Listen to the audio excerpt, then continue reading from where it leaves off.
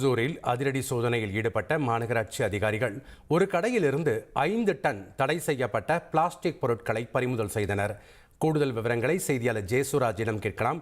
வணக்கம் ஜெயசுராஜ், அங்க இருக்கக்கூடிய கள விவரங்களை பதிவு பண்ணுங்க. அதாவது ஒசூர் மாநகராட்சி ஆணையாளர் மாரிச்செல்வி உத்தரவின் பேர்ல மாநகர சுகாதார அலுவலர் டாக்டர் அஜிதா தலைமையில மாநகராட்சி சுகாதார ஆய்வாளர்கள் மற்றும் ஊழியர்கள் ஒசூர்ல இந்த பிளாஸ்டிக் கடையில் இருக்கக்கூடிய நாமல்பேட்டை பகுதியில இன்று காலையில சோதனைகள் மேற்கொண்டனர். பல்வேறு கடைகள்ல சோதனை மேற்கொள்றாங்க. அதுல ஒரு கடையில பாத்தீங்கன்னா உள்ள போய் சோதனை பண்ணும்போது அங்க ஒரு ரகசிய அறை இருக்கு.